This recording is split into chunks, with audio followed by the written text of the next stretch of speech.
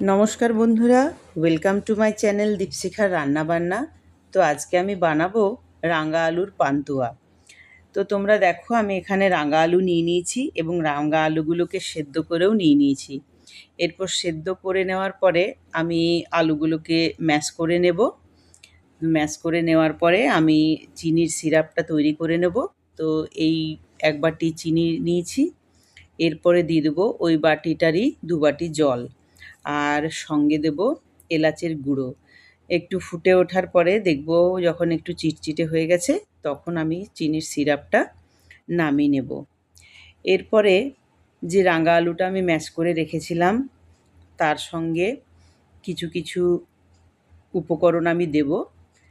এরপর তোমরা দেখো, আমি ওই রাঙা আলুর মধ্যে দিয়ে দিচ্ছি সুজি।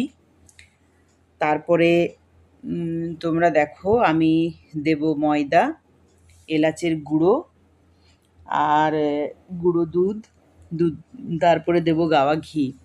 এরপর সবগুলোকে আমি ভালো করে একটু মেখে নেব।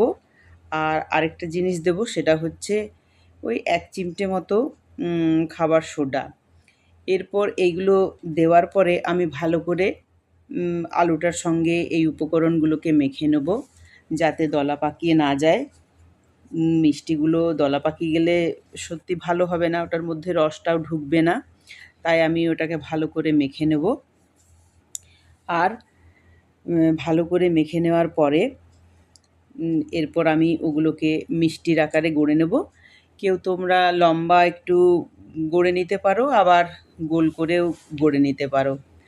আমি এখানে গাওয়া ঘিটা দিয়েছি একটু স্বাদটা পাল্টানোর জন্য, মানে খেতে সত্যি খুব ভালো হয়। আর যদি গাওয়া ঘি তোমরা কেউ দিতে না চাও, তাও হবে, সেটা কোনো ব্যাপার নয়। আর এরপর দেখো, আমি ওই মিষ্টিগুলোকে গোল গোল আকারেই বানিয়ে নিয়েছি। এরপর কড়াইয়ে আমি সাদা তেল দিয়ে দিচ্ছি, আর সাদা তেলের সঙ্গে আমি 1 চামচের মতো ঘি অ্যাড করে নিয়েছি।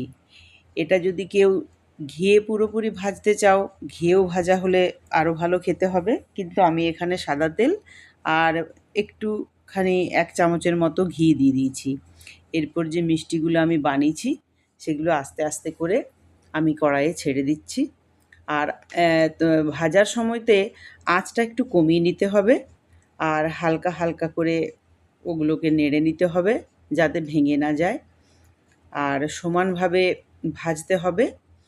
বেশি পুড়ে গেলে জিনিসটা খারাপ হবে, তাই হালকা আঁচে একটু একটু করে ওগুলো ওলটপালট করে ভাজতে হবে। যখন এরকম ব্রাউন কালারের হয়ে আসবে, তখন আমরা ওগুলোকে আস্তে আস্তে করে নামিয়ে নেব।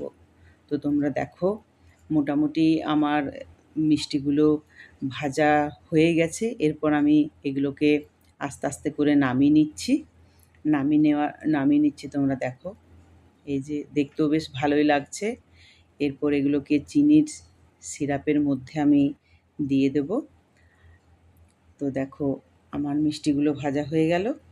এরপর আমি ওই চিনির সিরাপটার সঙ্গে মিষ্টিগুলোকে কড়াইয়ের মধ্যে দিয়ে দেব। তো মিষ্টিটা খেতে খুব ভালোই হয়। আমি চাইবো সবাই একবার ট্রাই করো যে কেমন হচ্ছে। দেখতেও বেশ ভালো লাগছে, আর এটা সত্যি খুব নরমও। তো দেখো, আমার মিষ্টিগুলো প্রায় হয়েই গেছে। এরপর আমি এগুলোকে নামিয়ে নেব, আর তোমাদেরকে দেখাবো কত সফট হয়েছে।